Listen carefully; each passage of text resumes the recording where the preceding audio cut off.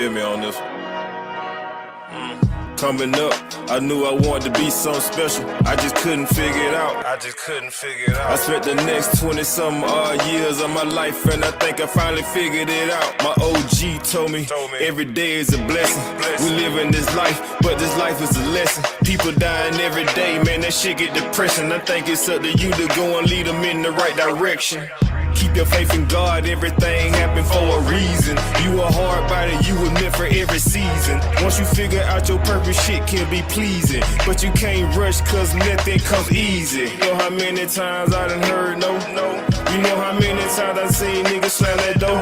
You know how many times niggas changed on me. Only thing I can promise, I'ma be a problem. And I mean I stands for all the impact I have when I'm dead and gone. Accolades are intact. And I mean I stands for all the influence I'ma have on you, and you like, what the hell is you doing? And I mean I stands for how I inspire. Dreams can never be extinguished long as you remain fire. And I mean I hope this inspiration to move, inspiration for me and inspiration for you.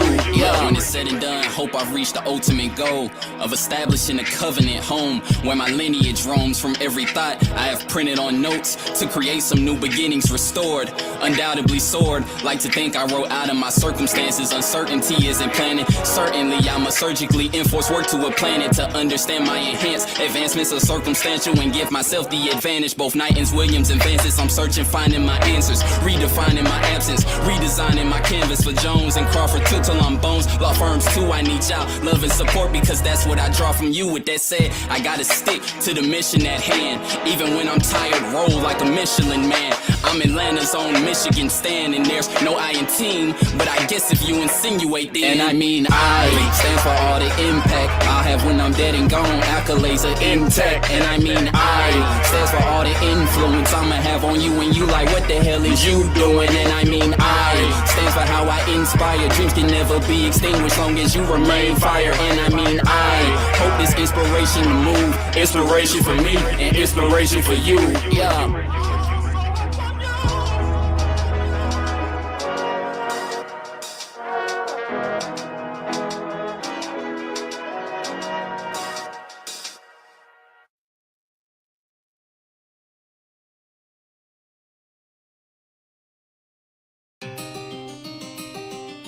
King Balakayanano. God bless. Yayabi. God bless. Yayabi.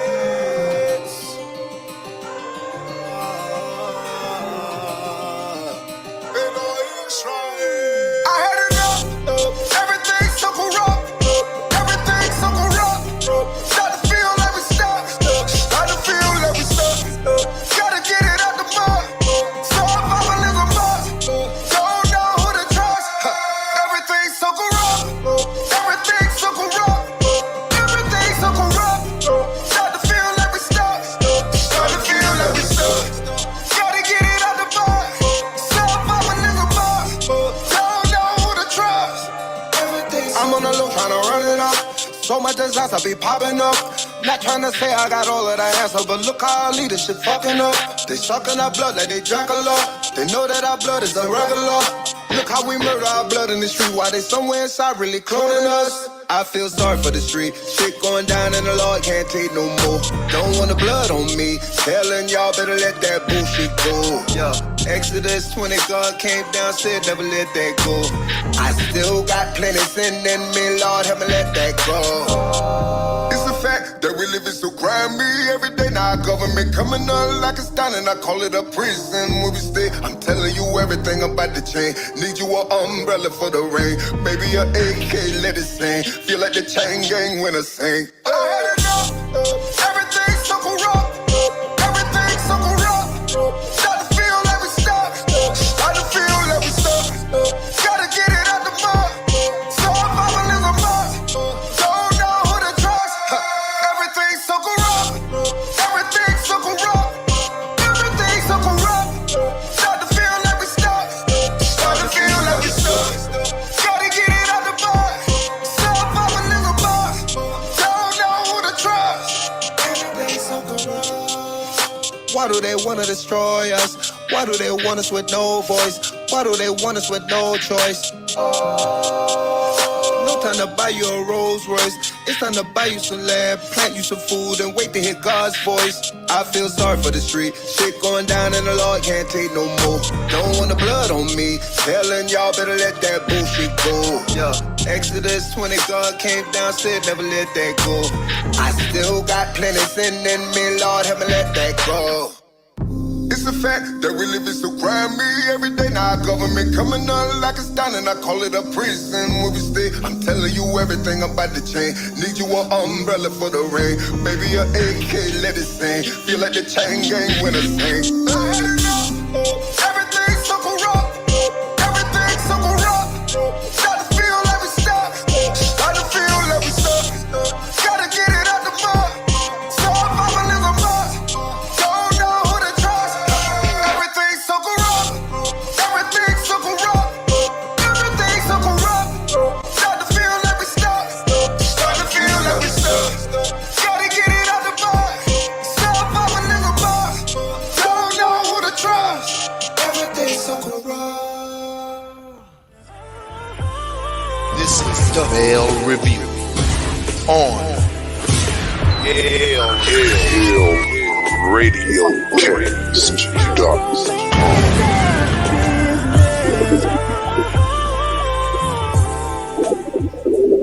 What's good? What's good? What's good out there, people? Welcome to the flagship show of YaleRadioCast.com, the Mail Review. In the building, we're doing it remotely. It's your boy Mark L. Yeah, we in three buildings. We're in three buildings. What's good? What's good? And my man TR is what? He's back from drilling. He's drilling. Big TR in the building today. And my man, rounding out the cast, of course, the man, the namesake, Big Darlin Yale. What's going on, gentlemen? In the building. What's good with y'all brothers today? Hey, how's everybody going, man? We working remotely. I think just the fact that everybody got a lot going on because we are men and we got shit we got to do. So, but what's been happening, Tyrone, TR? I mean, I felt like, you know, we grew up together, we was close, you know what I'm saying? We've been knowing each other for a long time, and then yeah, I feel like, now, how you doing, sir? Oh, I'm doing, brother. It's been a lot of background shit going on, to say the least. A lot of debt, and you know, with debt comes absentee. You know what I'm saying? I think that's what be going on with the absentee fathers. You know what I'm saying? They don't really want to be absent. They just broke his shit.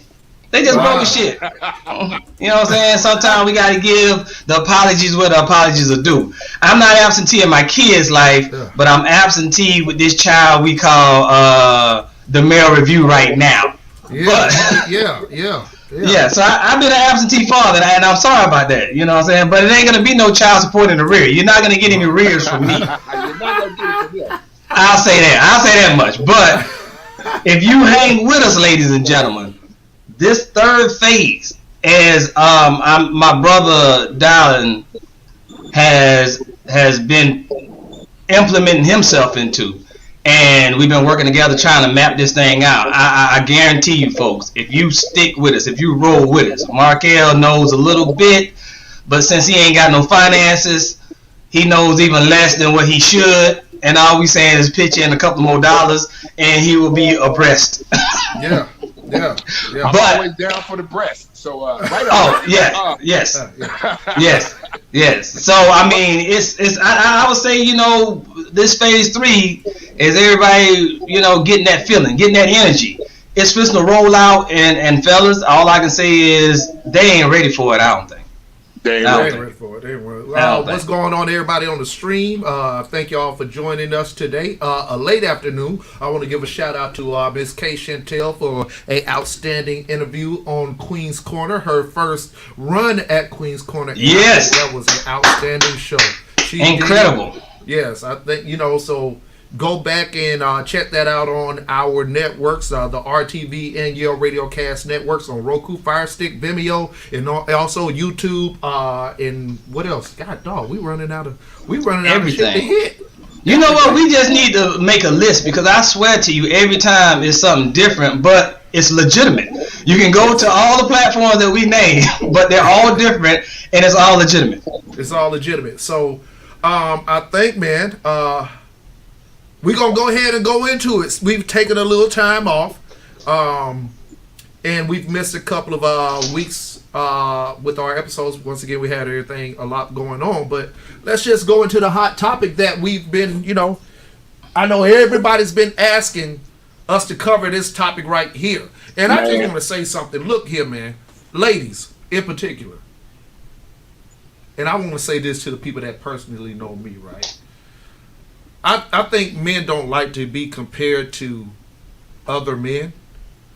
They want to be known for whoever they are as a man, right? And sometimes when you see the surface of things, they can be, I want to say, confused a little bit. So just from my verbiage, and I don't take any, harsh to it. It is what it is. I've been compared to this guy. And I honestly don't know how to feel about being compared to anybody outside of those people closest to me who have actually made me the man that I am. My brothers Markel and Tyrone being a couple of those guys. We got a concept and an idea of iron sharpens iron, right? And I guess when it's received, depending on who the person that we're delivering any insight on who we are or how we feel about them to, it can be confused. So, Mark, I'm going to let you have the floor, brother, to talk about the hot topic of the month.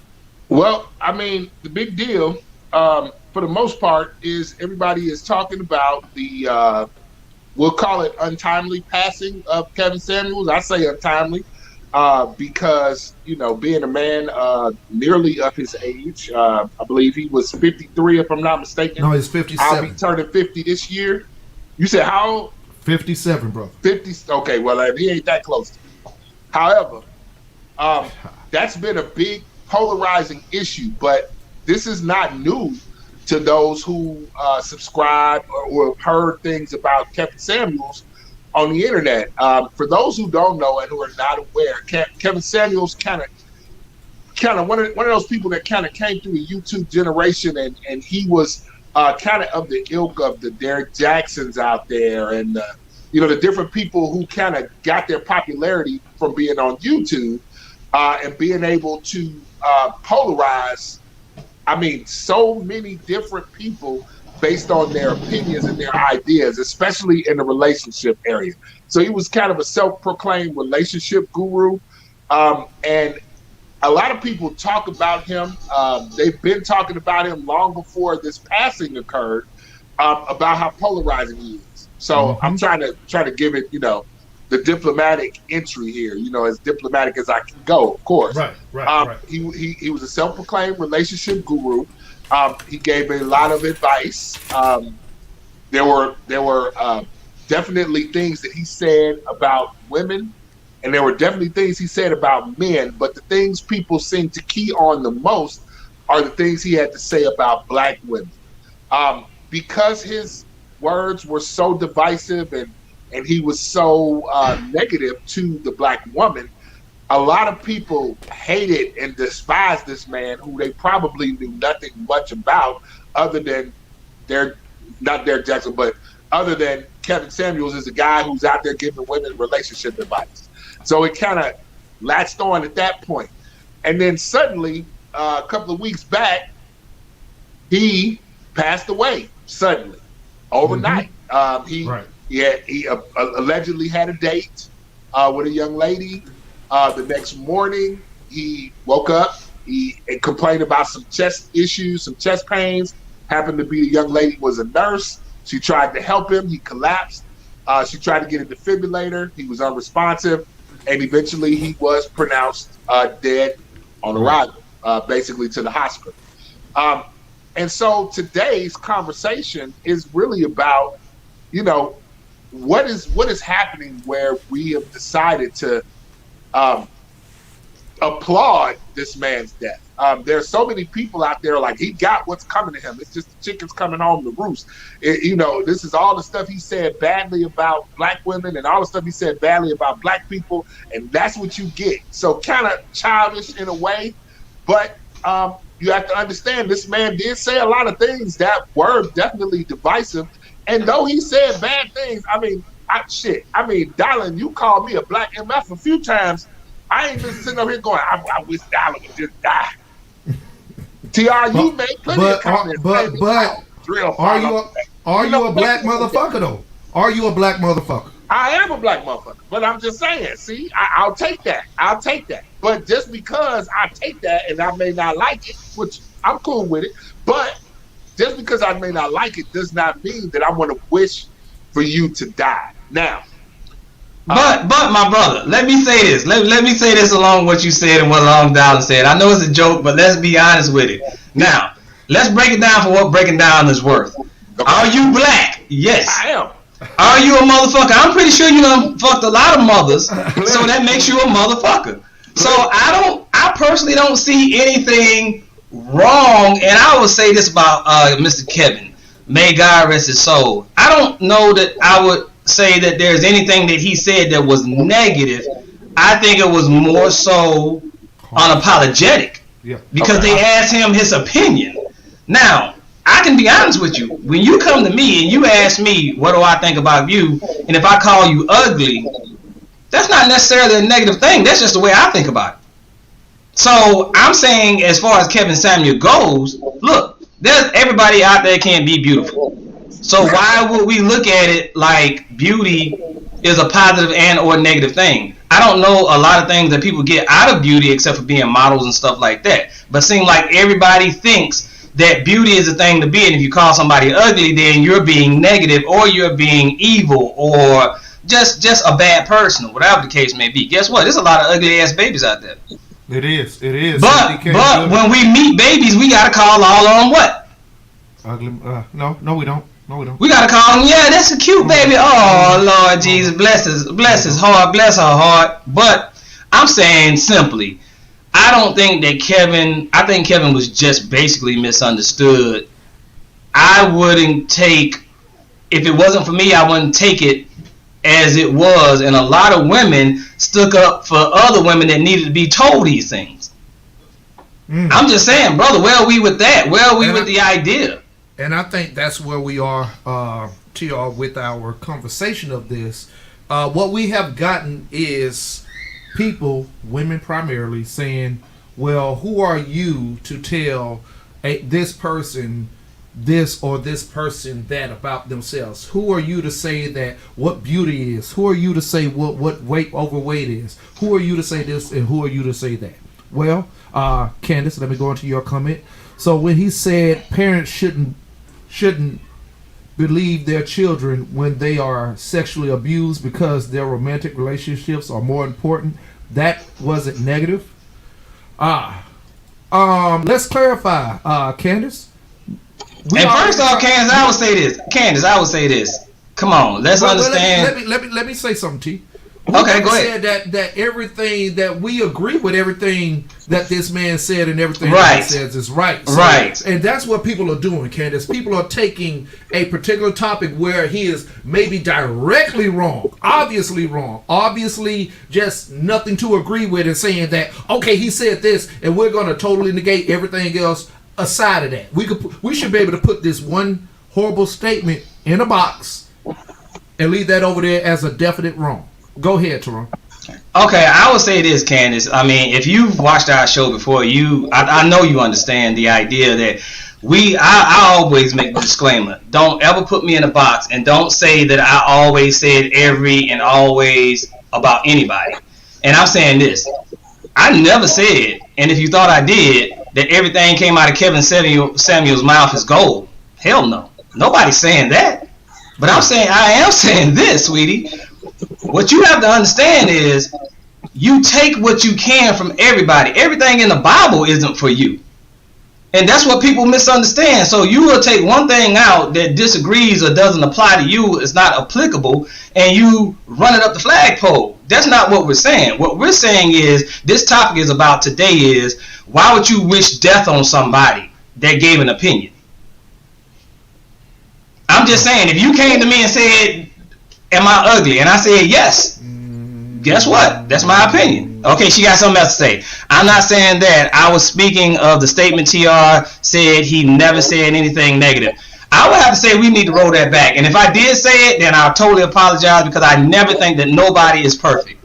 Let me make that disclaimer, Candace. Nobody's perfect, Candace. Okay, Candace. So next time I say something that's generalized, let's understand that I never think that anybody's perfect. I'm not perfect. Nobody's perfect on this earth. What I am saying is the negative view that we got of this man, we're applying to everything we think about this man versus the messed up things that he said versus the good things that he said. I think he said more things good than bad. And that's what I'm saying, Candace. And again, let me make a disclaimer, Candace. Nobody's perfect in my eyes. I think everybody needs to work on themselves, and I think he's done said a lot of messed up S. I'm just thinking the majority of the things that he said was unapologetic. Unapologetic. And the intensity of my words is just the way you thought about Kevin Samuels' words. Candace, I love you, sweetie. But Candace, love you. Candace, and you can't do a damn thing about it, baby. Hey, Markel, man. Mark, so what's your opinions of Kevin Samuels, brother? Okay, so I'm of this opinion. So follow me now. Personally, I never subscribed to anything this motherfucker said. Okay? Never really interested me. The stuff that he had to say never really bothered me, never really affected me, never applied to me. I didn't wish the man was dead. I heard he was dead. I was like, wow, that's fucked up, and went on with my life. Kevin Samuels affected me as much with his death as he did in life, which was not the fuck at all. So really, I really don't care what he said. But see, that's the part that I've embraced, that he didn't affect me either way. But the people that he affected, it polarized them. Some people were like, oh, not the Godfather, he's dead. Some people felt like his words were gospel and were the truth. And that may be true for you, the people that ascribed and subscribed to what he believed about people. Okay, that's fine. You have that feeling. You have the right to feel that way. Then there are the people who felt like the stuff that he said were him dying was his karma, which I can't go there and say it's his karma. Said that. I think the man had heart disease. I mean, shit. Anybody can he was drinking Red Bulls like they were water. Well, let me ask you, Markel. You saying that you disagree with everything that this man said? Is my question to you? I'm saying no. I said the shit the man said didn't have nothing to do with me. So I don't have an agreement or disagreement. Just like the same way I feel about what Donald Trump said. Donald Trump don't affect me. Yeah, he kind of did. I got that. Yeah. I got that. Markel, you a goddamn lie. Talk about Donald Trump didn't affect you. Every time you came in, you heard what that goddamn white man on the Right. Oh my God. Right. You know what I'm saying? He about to put in some rules, and now I got. In the grand scheme of things, his words did not affect me. Just like sticks and stones may break my bones. Sure, as a president, I'm sure he affected the country, but then so did Obama. Right? Okay, but what I'm saying is, what Kevin Samuels said, you didn't concern yourself, or you didn't agree with none of it, or what? I didn't concern myself with it. I wasn't worried about it. I wasn't out here trying to pretend to be. I'm not worried about what Kevin Samuels feels about me being a high value man, or me dating high value women, or how he felt about black women, or the shit that he thought black men should do. That shit didn't affect me, so I wasn't really concerned. Well, I honestly say this. I think the whole entire panel, I mean, I'm not trying to speak for us, but I think that us talking about Kevin Samuel for the months that we were talking about him or whatever, you know, I don't think he affected us at all as far as making our lives better and or worse, Markel. But what I will say is this.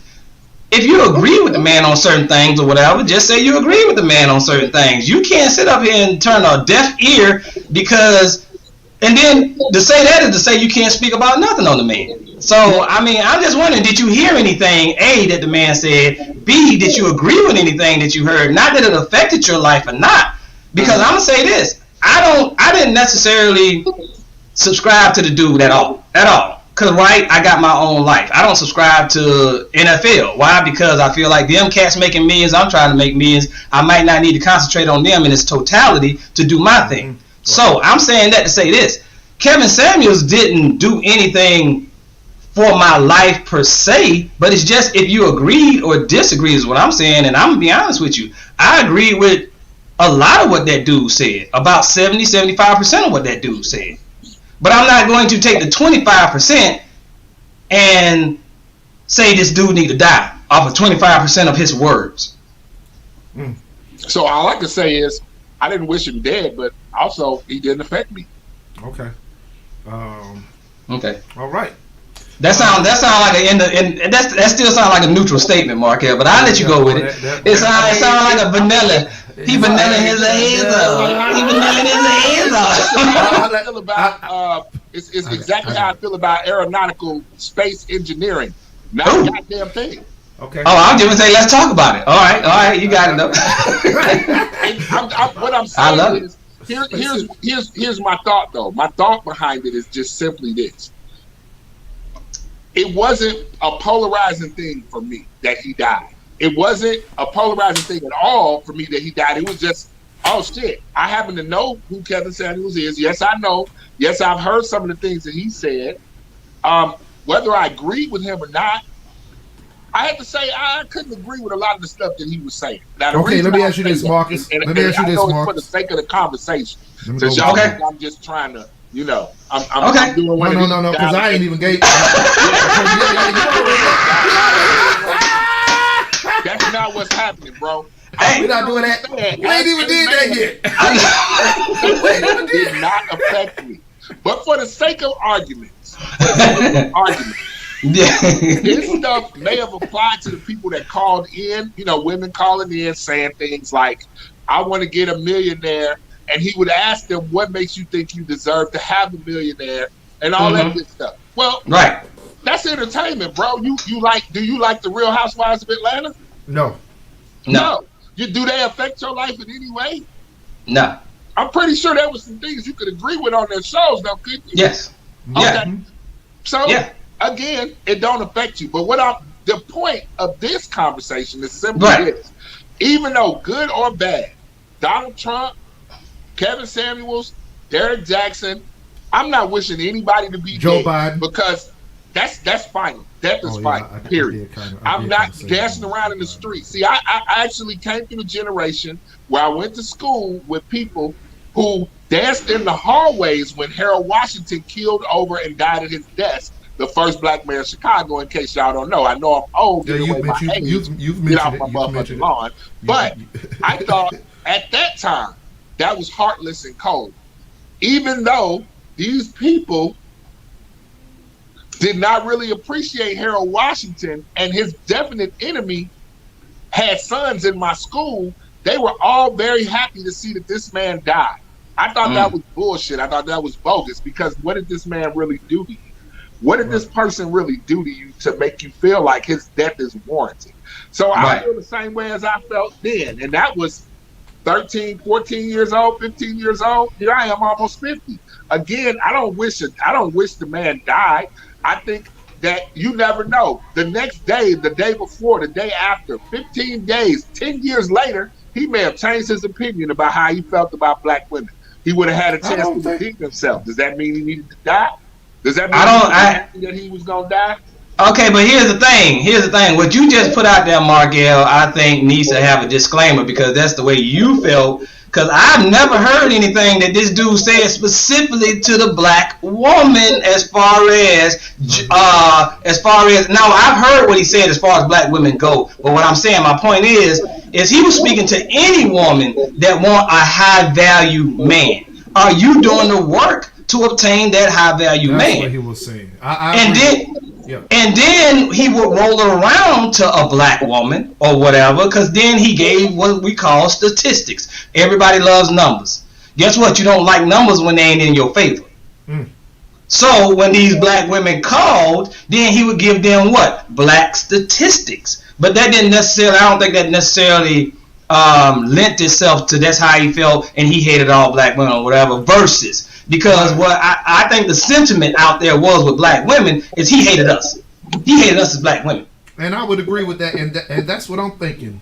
People take ridicule and criticism as hate. We even deal with, and Mark L., you can attest to this. We'll have a conversation about people with a certain sexual preference, and we might just say simply, we don't agree with that ideal. Or even Mark L., you and Tyrone go back and forth with a certain lifestyle. And we say, hey, we don't identify or agree with that. And that gets spinned when the person who's receiving that to say is hate. No, it's just a disagreement. It's not hate. So that's what, and that's all I feel like what he was trying to say is and I think that he did have a goal to kind of dialing things back to in a default status of where we are as a community between black men and black women. Right. Let's clarify that.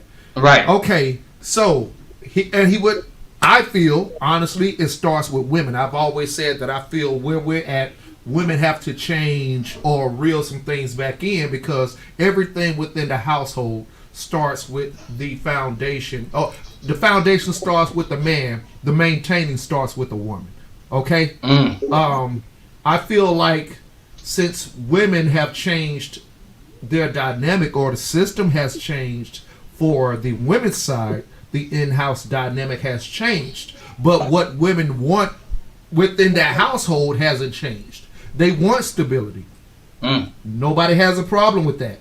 So he'll question, okay, so what do you want out of a man? And they will say, I want a man that makes XYZ amount of money. Cool, great. You can ask and want whichever you want out of a man. Then he'll say, okay, so you want this man who is, just like Tyrone said, he'll go into stats. This man who is only 3% out of men in the U.S. Black men, now we'll talk about 2% or 1%. So what do you bring to the table? People hate to talk about that table, don't they, Mark L.? How do you stand out when you want this 1% of man, when you got 3 to 4 to 5 children, and he has the choice of a pick of the litter to say, because he's stable with or without you, right? So why would he choose a woman that has multiple kids versus somewhere where he could build his own legacy? Right. Oh and my God, I can't believe he said that. He hate women. Right. No, he never said that. Yeah, and I would think it's a shallow way of understanding things too. I think that people that honestly put things on the surface like that and want to skim across the surface or whatever never want to see the damn waters of its depths. And I would honestly say that me and Dylan disagree on different stances as far as the relationships do. And I will say this, and I ain't said it in a while, and I'm back, and I'm gonna say it again. Men, y'all ain't shit. Tyrone always says that. Look at the face. Look at the face. Me and y'all ain't shit. Let's start there. Y'all have hurt these women to the point where these women are doing these things that I think that Kevin Samuels was speaking upon. You want to do what you want to do, then you want to come back to the table to want a man to accept what you're doing, that you feel like he's a high enough value, but you don't want to reel back anything that you're putting out there. You don't want to be in the respectable light. And I'm not talking about every woman, so let's get it straight, women. I'm saying that the people who Kevin Samuels were talking about, that you don't want to reel yourself back in, putting standards on yourself. And I think that's what Kevin Samuels was about, just standards. If you want a standardized man that compartmentalizes himself for success, because let's just be honest with it, success deals compartmentalization, does it not, men? Y'all see how y'all have to put things in a folder, things in a case, things in a box to deal with things. So success is compartmentalized, but you want a man that already has compartmentalized itself, but you don't want to compartmentalize anything that you do. Those were the people that Kevin Samuels were talking about as far as I heard specifically. But here's the thing. I've also heard something that most people say that they never heard. I've heard Kevin Samuels get into a man's ass. You know what I'm saying? And say that a man ain't shit. I've heard that. So I will be honest with you. Men, y'all know y'all ain't shit, and y'all know y'all got to pick up y'all game, because a lot of things that y'all have set out the gauntlet of passing to a woman that y'all expect for her to accept any old damn thing. So men, let's start. But women, y'all aren't exonerated. Start cleaning up y'all shit too. But see, go ahead, Dow. I think. Go ahead, Markel. Go ahead. Well, I was gonna say, yeah, you make valid points, and these are conversations that we have with each other within the community. Let me go ahead and throw in a real side disclaimer. If y'all ain't picked up that new Kendrick Lamar, we need to have a whole show on that. Something like this. We need to have a whole show about that. We need to have a whole show about that. But he got a song about this, about what the community sounds like back and forth, black men and black women. About how we talk at each other and what we talk about. And we don't have these real discussions. But you see, I'm bringing that forward just to bring up the fact that this is what gives rise to a Kevin Samuels or a Derek Jackson, because we're not talking to each other directly.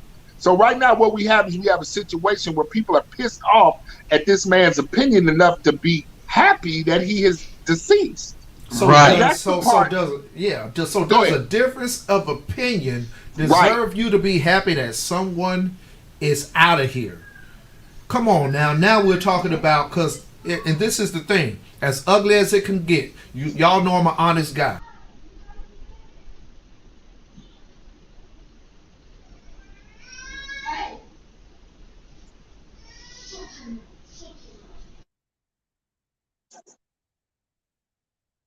Well, as Dallin is muted at the moment, we're going to try to see if we can translate what he's saying. What he's saying is he loves the black. I got insecurities. I've always been insecure as a man. Well, that's what I sum it up. I'm just trying to read his lips, Mark. Yeah, like I am so insecure as a man that I need y'all women's help. That's what I thought. If I'm wrong about it, then I apologize if I'm wrong about it. I didn't say I was great at reading lips. But no, I kind of understand where he's going to the point, and it's again just for a difference of opinion. Fuck the upper room. Fuck the entire upper room. See, me and Markel was trying to hold the show. We was trying to read your lips, and I don't know. You might want to expound upon it, because I might have been wrong about what I was interpreting by reading your lips or whatever. So you can go ahead and tell me if I was wrong or not. Tell me what you said.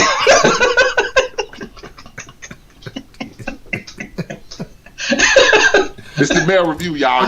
Mark thought it was accurate. Mark thought it was pretty accurate.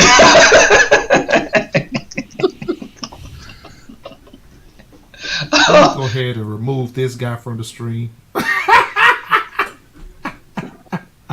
Make him chime back in. And he had himself real fast. God damn, that was fast. Y'all gave me a headache already. That's why I don't like messing with y'all dudes on a Saturday, man. Y'all make me drink. No, but for real, like, does that really warrant somebody to applaud someone losing their life because of a difference of opinion? And now, if we look at that, we go past the surface of that. How can we address any issues that we have between us as men and women when ultimately the biggest problem that we have as men and women is our differences of opinion? Right. I think it's our egos. I think it's our feelings. We need to get past our damn feelings, folks. I can give you an insight, and y'all know I always do, as far as going in deep with me. Me and my wife, we separated, and it was over. If you look at it, it wasn't about the crazy things that you might think. It wasn't about infidelity. It wasn't about physical abuse. It wasn't about none of that stuff, people. You know what it was about? It was about we both felt like each other could support each other a little bit more. Say the nice things. We were misaligned. Right. And we felt like the things in our categories that felt important for the other person to comment or support us on wasn't necessarily there. But guess what? We were separated for not long at all before we realized, looking out there in our world, this is what Dylan did. Me and Dylan had a conversation. We laughed about it. Is you look around at that world, that current 40-plus world, and you realize these motherfuckers crazy. I can handle your crazy, Let us get act together because these motherfuckers. This is a special breed out here that you call single people. God damn, these folks is single. These folks is single and crazy out here. They ain't single and loving it. They single and crazy. So, but that being said, I was in my feelings. I'm man enough to say that. I was in my feelings. I needed a little bit more from her. But guess what? She as a woman understood that. Because we had a conversation. I understood at first, and let me talk about me. At first, I was like, shh, I'm doing all I can do. And she was like, well, I need that language, that love language, that affection. And y'all know I ain't no greatly affectionate person, man. Come on. But guess what I had to do? I had to reach down in myself, get my insecurities out of the way, start dealing with me, and start answering another person. Instead of being so stuck on my stupid that I didn't want to hear that person. If I want her to do better, I need to hear her about what makes me need to do better also. It's communication, people. Communication and work at the differences. Right. I think that's what he was trying to create. Work through the differences of whatever you have, your transgressions. Because we all got problems. Just as Tyrone said, none of us are perfect. And asking someone to work at their imperfections. There you go. That shit's hard. Work at your imperfections to make yourself of value. Come on, y'all. That shit's hard. Mark L is always gonna be late to the studio, and he gonna come in with a box of chicken. Yeah. And until he wants to change that, he ain't gonna change it. And we just gotta settle with it. Yeah. This is or correct. He could work, or he could work on getting his ass out of bed earlier, get his. I could. What about TR needs to be changed, Mark L? He can slow down on all the drilling he doing. And Dallas could quit trying to run everybody's life. And, it's all communication. So but again, to your point, as I was saying, oh my God. I get it. Right. It's really about the communication, and I think if I'm understanding correctly, what these relationship gurus, because Steve Harvey considers himself a relationship guru too. What these relationship gurus are trying to do, hopefully, I'm hoping that's what they're trying to do, is they're trying to spark conversation between the sexes or between the couples. It doesn't really matter. You could be a man or a woman. I think you're trying to spark it, but I think the delivery is where people are getting caught up. So it's about, okay, so I look at it like this. If we are all walking down the street and we're about to cross the street, Dallin ain't paying attention, TR ain't paying attention, there's a car coming, y'all about to step out there. I see the car coming. If I grab y'all by y'all's necks and yank y'all back, y'all might be pissed off until you see, oh shit, we almost got hit by a car. You see what I'm saying? So my presentation may have been that initial in the moment. Yes. Get your ass out the road. To me, bro. You see what I'm saying? Yeah. So I think that's what happened. So his presentation is what was pissing everybody out. But at the same time, I still don't think that warrants, I'm glad he's dead. I'm glad he's dead. I don't feel that anybody should affect your life to the point where you really wish them to be dead. You really wish their mortality, they literally end their life, because what you, like TR pointed out, we're not perfect. Nobody's perfect. I'm pretty sure there's a lot of people who have been like, that motherfucker Mark L says bullshit. I can't believe he said that. And that I don't like it, and I don't appreciate him and all that stuff. But I'd like to hope that if you hear I died, you don't be like good riddance. We would want to hopefully live a life that says, people don't wish for your mortality to certainly come into play based on your opinion, because my opinion could change. But see, this is where cancel culture kind of goes off the fucking rails, fellas, right? Exactly. I agree 100% with Mark L. Hey, dude, you made a valiant, very high standard point that people need to hear, and they're not hearing. You need to sometimes get out of your feelings. Because I think that people here lately are all the time in their feelings, instead of hearing the message. And what Mark L is basically, honestly, and correct me if I'm wrong about it, brother, what Mark L is actually saying is, You want a relationship because we relate. We relate to everybody. I relate to Markel. I relate to Dylan. I relate to my wife. I relate to my kids. I relate to everybody. And here's the thing. What is so isolating about the way you don't understand how you need to communicate? And I would say this. Are we disqualifying Kevin Samuels as a specialist or as a therapist? And I would honestly say, I kind of would. He ain't for everybody. But is he for some people? Yes. But is he for everybody? No. So I would have to say, Markel, all of these people that are qualifying themselves as therapists and people that need to talk to other damn people about relationships, who the hell dubbed you being that? You haven't been in most relationships, let alone every relationship. So I say, know what though?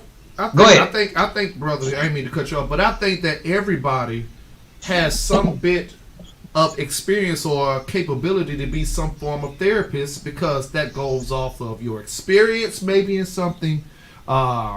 Everybody has some form of insight to give. What we heard was, who is he? A man that's been divorced, what was it, 2 times, to give relationship advice. Right. And I look at it like, well, that's a great person to give relationship advice because he's been through it. Now, right. Who knows what truly happened in that relationship that it ended in divorce? It could have been him. It could have been the woman. But like even in my life, I've learned something from my mistakes to carry on into my next relationship, or give advice to a woman and a man to say, this is what happened to me. Mm-hmm. This is how this could turn out with you. This is what could make your relationship fall upon hard times. This is what maybe you're not looking for with your mate that maybe you're ignoring. I think everybody has something to give. You won't have some type of certification, but knowledge is key. Right. We all base everything we learn off of knowledge. Whether you are a therapist, a scientist, whatever form. Tyrone, you are a killer with doing carpentry work. Did you go to school for that? No, you grew up doing that. See what I'm saying? I'm an artist. I draw. I paint. I went to school for it, but I didn't go. I don't got a certification in it. So you take what you take your knowledge and your experience and you pass it on to somebody. The problem is either they're going to receive it or they won't. But it goes back to what Markel just said earlier, that you might not be for every damn body. Guess what? People ain't gonna be able to take what you say, so you ain't their therapist. That's all I'm saying. Kevin Samuels wasn't everybody's therapist, and when it came to women, they received it harshly. You know what I'm saying? They received his words, not of wisdom, but of antagonism.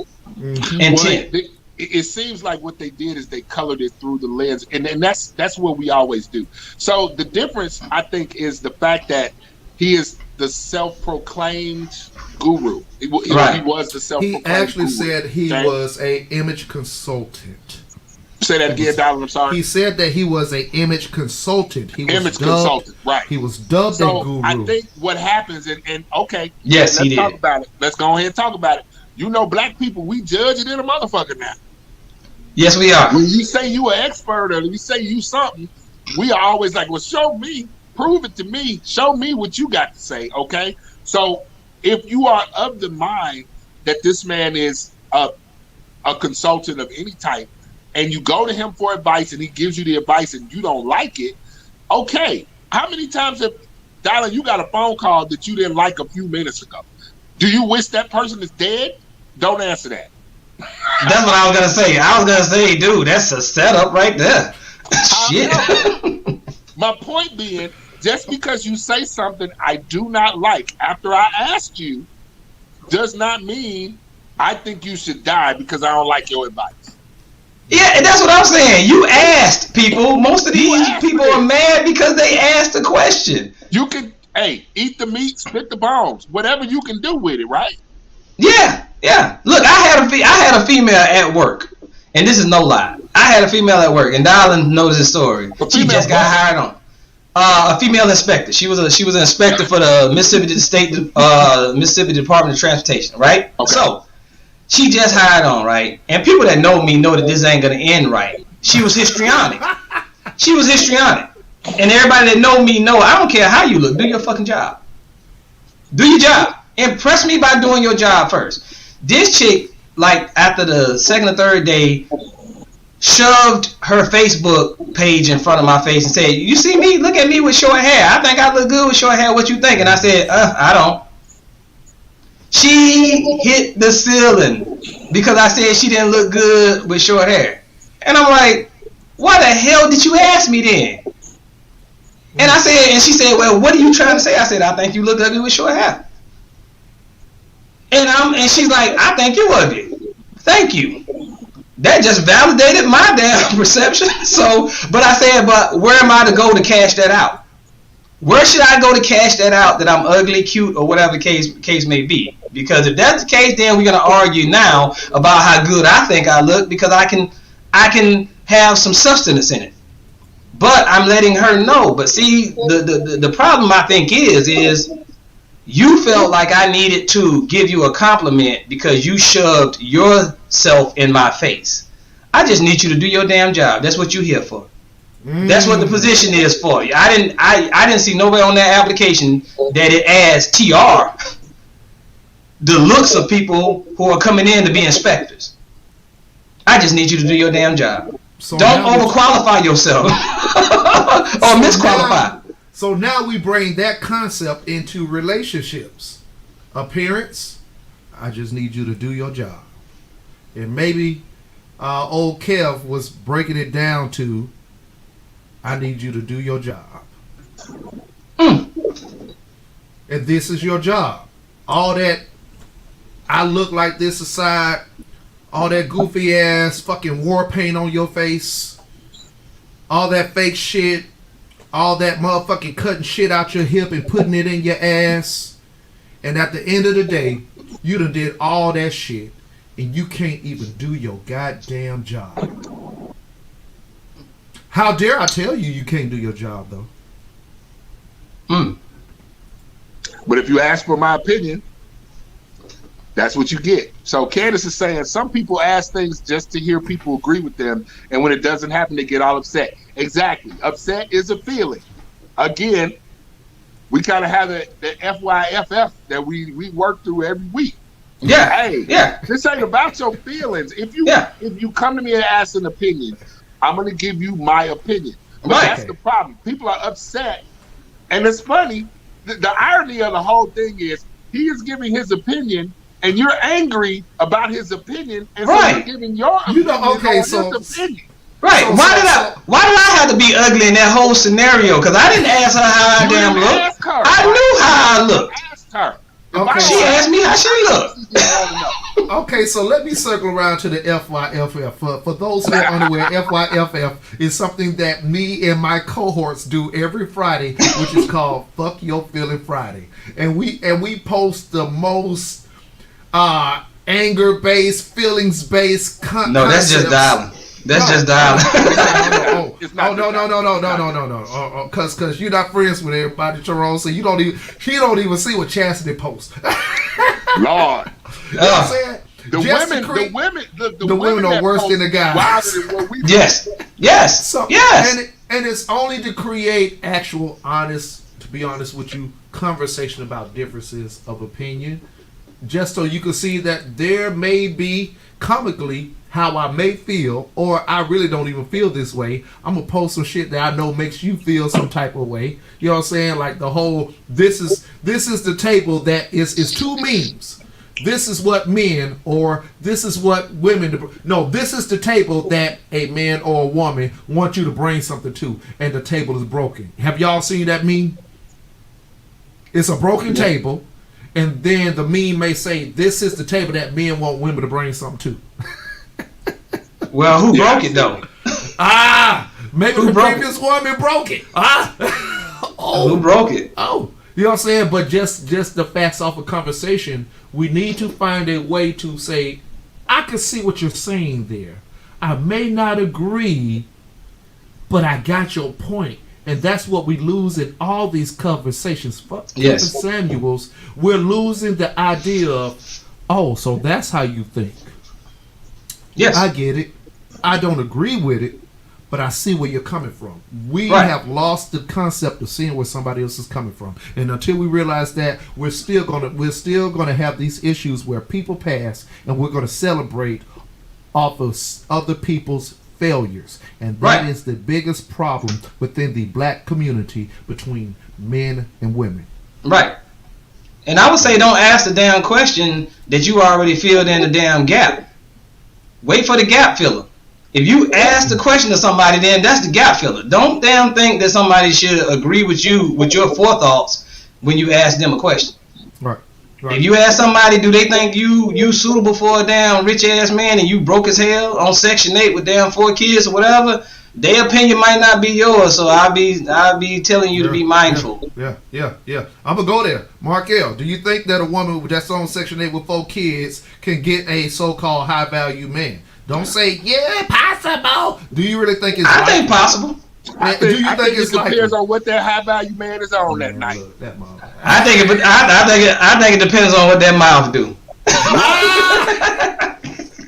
And again, this is all about opinion. See what I'm saying? So again, though Kevin don't feel You know like what, he though? can get him. But this is what he said. He's often said yes, it's possible, but is it probable? I think that's what he tried to break Exactly. down. He said yes. Cause well, I got a friend that's in college and she got her. But they take that one instance off the one person you That's both the know to make exception it and not the relative, and that Exactly. and that's what he always says. Yes, that's the exception and not the rule. It's Right. possible, but is it probable? So now, when we talk about probability of you getting what you want, now you have to truly look at, like me saying that I think my lady looks nice. I think my lady looks damn good. But I didn't think I would be able to get my lady and keep her. I think I could get any chick for a night. But to get her and keep her, I had to be a different level of dude. I truly looked at myself and said, am I going to be able to go further with it? This is how he gets them. Darling can get him every time. With his Billy D voice, every time with the nomadic wine. Oh my God, Dylan, he said you will have to talk to this. But I had to, honestly, I had to change some things about myself. I had to work on some things about myself. And to be honest with you, I don't think the number one thing I had to work on was finances. I think I had to work on my actual delivery. Yes. See what I'm saying? Yes. So yes, I do know delivery does have a realm of concern when you're talking to or dealing with other people. But Yes. that does not negate the fact of just because I have a harsh delivery, you got to shut down the factual statements behind what somebody says. My wife actually was trying to get in contact with somebody, and she called me back laughing, talking about I did your teaching course and how to persuade somebody. And I said, what you mean? She said, well, I thought about it. The girl wasn't texting back, and then all of a sudden I put out there, well, good morning, my queen. I just wanted to catch up with you, blah blah blah, and it came straight back. So I mean, I'm like, that is an undefeated test right now. and it came straight back. Now Mark L will tell you I'm the last person when I be talking to people, because I do not like to sugarcoat, put that sweetness on top, put that splendor even. I don't even do splendor. I don't do straight sugar or splendor. I do straight water. So, but when I tell you that I could teach a class in persuasion and manipulation, I hate you that better shit. take it to heart. Look here, we was actually on the phone three-way trying to reach out to somebody, right? And I said, well, I've been trying to text this chick for 2 days. We need to get some things up and rolling. It was business related. And I was like, this motherfucker, he like, darling, just go ahead and text her, good morning, queen. We've been trying to, I like, Tyrone, I ain't doing that goddamn shit. Tyrone, you know what I'm saying? That's a grown ass motherfucking woman. She need to go ahead and da-da-da-da. He like, bro, just try it, because we got to get this deal knocked out. Man, let me try this shit. You know what I'm saying? Good morning, queen. Da da da da da da da. Bullshit. Da da da da. More bullshit, because I really don't want to say this shit to your motherfucking ass, right? So, I put the phone down, and I be damned if about 30 seconds into my spiel, all right, we're gonna see if this chick gonna hit us back up. But yeah, man, like I said, dude, the phone is ringing. We laughed our ass off. We couldn't even answer the phone because we was laughing so hard, trying to compose ourselves. So that being said, Markel, is that what you do to all your 5 women? No, sir, I don't do that. Okay, all right. That's a lie. That's a lie, everybody. That is a lie. Candace Stoudemire, as soon as someone texts me Queen, I'm blocking them. Immediately. Thank you, Candace. Thank you. Okay, well, they just gonna switch the words on you. They see what your poison is, and they campaign through it. Look, a manipulative person, if he's good at his job, ain't never gonna hit everybody the same way. So should we have to always soften words to get it to pass on? Well, if we want to manipulate, I don't think you could lead with roses and tell a chick she fat. Let me get you this bouquet. Let me give you this bouquet now. Here's one thing I'm gonna say. Now, only way you get these roses is if you take your ass to the gym, baby. Woo! They whoop your well, head, you know boy. she ain't going. You know they will. They whoop your head, boy. You first off, you know they ain't because they don't value roses. Bacon roses. Oh, that was wrong. Oh, I'm the asshole now. That was wrong. They don't value roses. Hell, ain't nobody going to the gym for no damn roses. A bouquet of burgers? I mean, now I guarantee you, if you put $100 soft bills on the table and say, "Hey, that's for you, Queen. Go work out." They ain't gonna hang up on you like Candace did. They ain't gonna block it. Candace ain't gonna block you if you say, "Hey, Queen, I got your $1,000."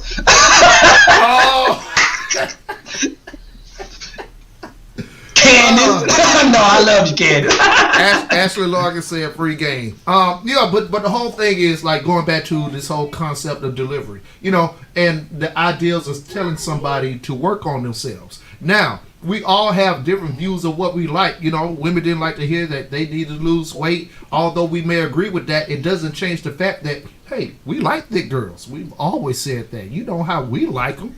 You know what I'm saying? Like one of the shows, the Gentleman Club even had a topic to something to do something.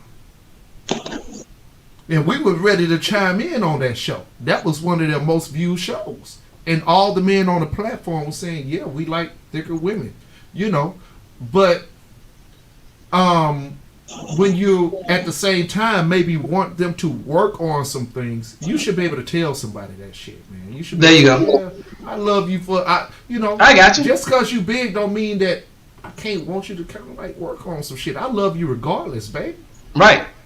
And just because I love you don't make you not fat. It just means I love your fat ass. True. I love, hey, shit. Let me tell you. Hey, y'all. The cushion with the pushing. Ladies, if y'all are watching this show right now, please do not wish TR to be deceased. We love TR, okay? Hey, you do if you want to. You do if you want to. See what happened. I'ma haunt your ass. I'ma haunt the hell out of your ass. They gonna get random Good Morning Queen inboxes. It's TR to be able to be everywhere at once. We don't need that in our lives at all. And I pray to God that I get that thing where I can open up drawers and doors, because ain't nobody scared of them black women when it come to ghosts. Now, do that if you want to. A whole Negro geist. Yeah. Negro geist. Yeah. Boy, don't cross the streams now. Don't cross the streams. This whole platform. But yeah. All right, so let's chime it off, man. What is your overall views of just the responses that this man received and how you actually view him yourself, Mr. Kevin Samuels, and just men like him? Because, like I say, people said that. I got a text message from Pimpin' Slim who said, "Is it true that your clone is dead?" Motherfucker ain't my clone.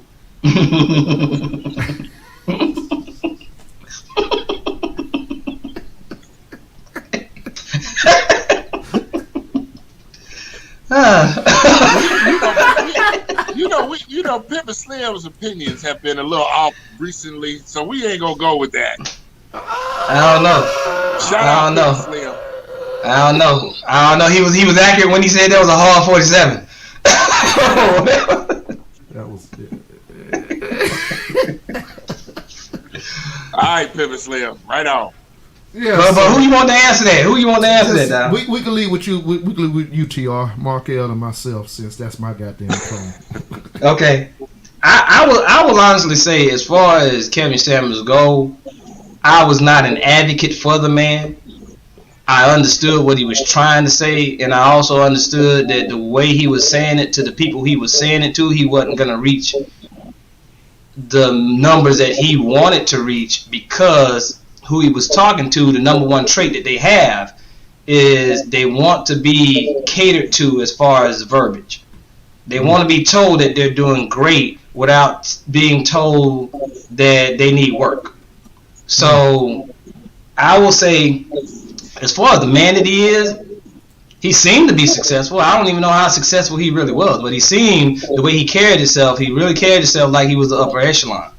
I say kudos to the way that the man carried himself, because I say so many times I would have rather saw that man with that suit on rather than seeing another nigga's draws. So the way that the dude carried himself, you couldn't deny the idea that he had for himself. He really felt a certain kind of way about how he presented himself. The style of having your draws shown, to me, is a style that kind of, the sentiment behind it is, I don't care. Seemed like the style that this man had was more so, I do care. I care about how I present myself. And if I care about how I present myself, I can talk about you on how you're presenting yourself. So, that being said, it's a lot of people that didn't want him to talk to them about how they were presenting themselves, but they asked him what was wrong with the reason that they couldn't get a higher echelon of a man from what they saw and what Kevin clearly saw. So those women and Kevin clearly saw the same thing. Both said that this guy that was up here is more than likely somebody who they want to obtain, because it's not the norm. So if it's not the norm, then what are you doing to obtain not the norm? Why are you acting normal trying to get a special person? You see what I'm saying? Yeah.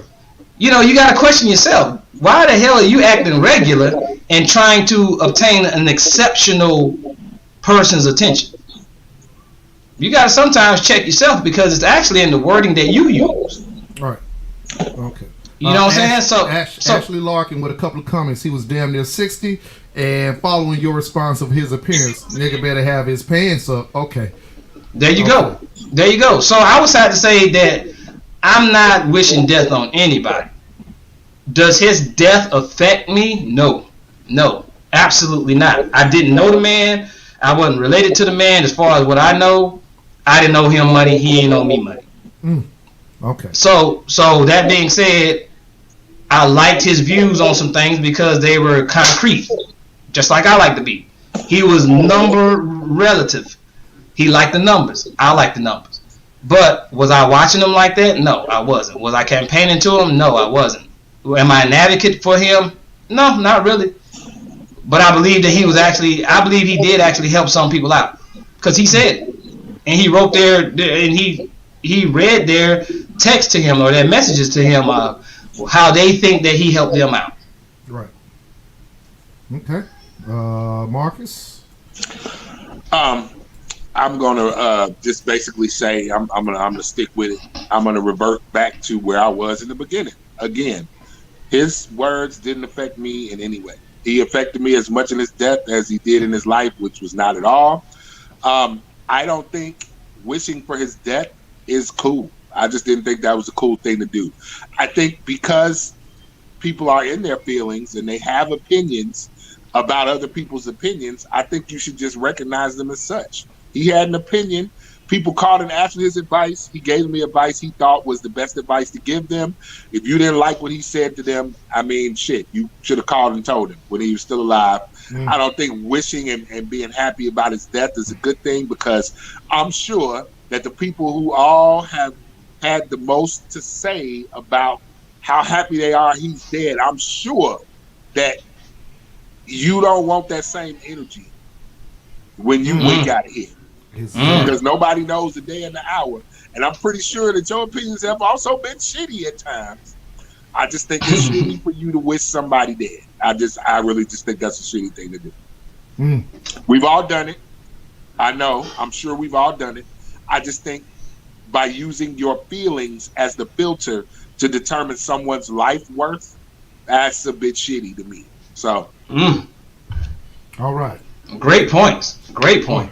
Great. Outstanding old Marcus Lewis. Okay, so talking about my clone.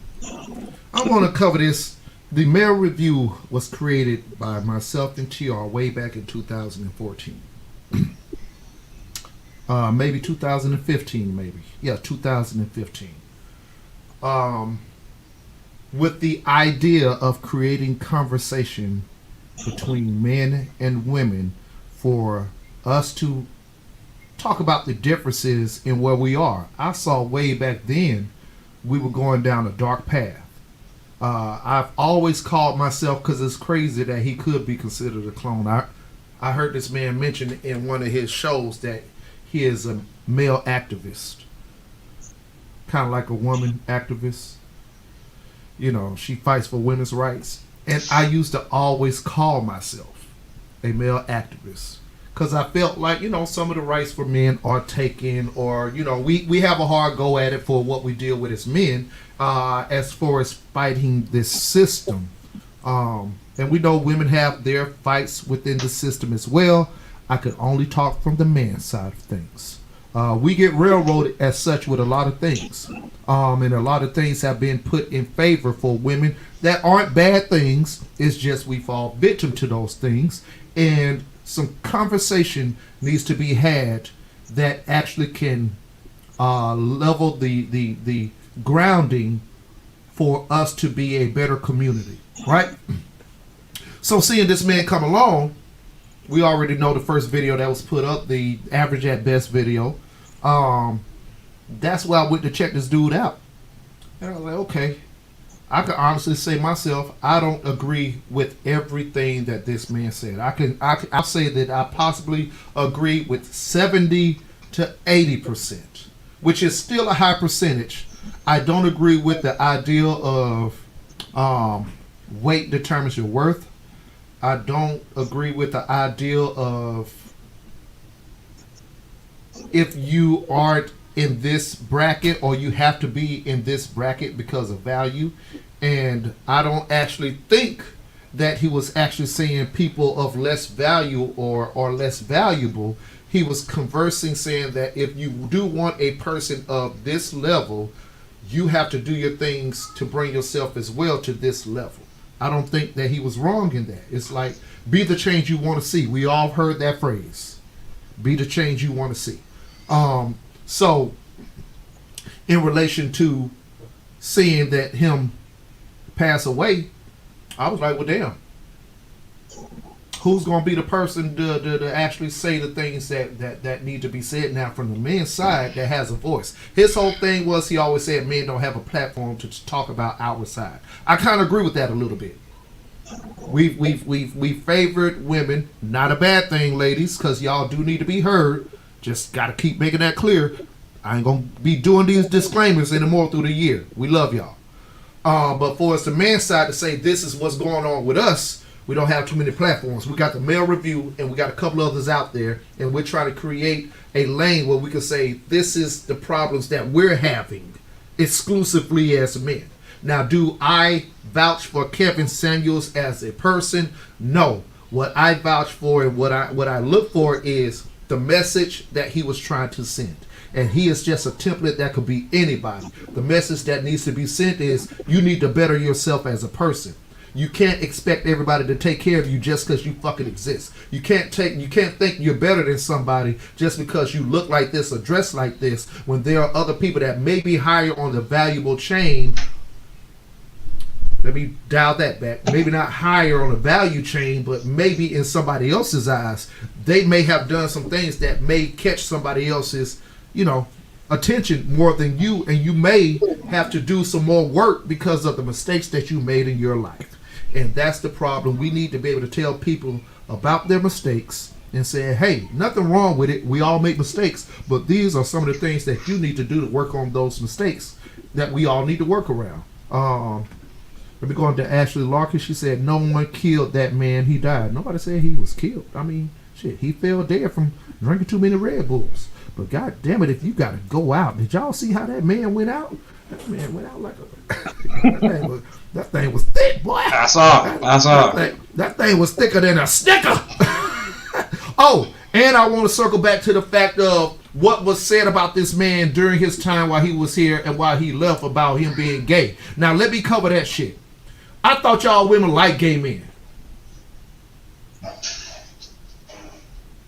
I thought y'all liked the LGBT because the biggest supporter of that shit be the women. Y'all be loving them gay dudes. But every time something came up with something that this man said, y'all strike to say, well, he gay, so forget what he talking about, as if somebody's sexual preference has no value. Anybody else want to circle that before we chime out into this quick topic?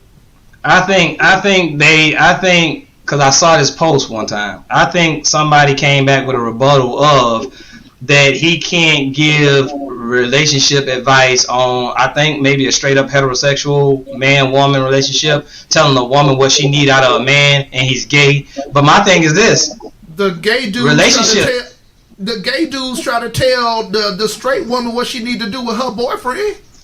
Who y'all be listening to when somebody doing y'all hair, telling y'all what y'all? Girl, you know what I'm saying?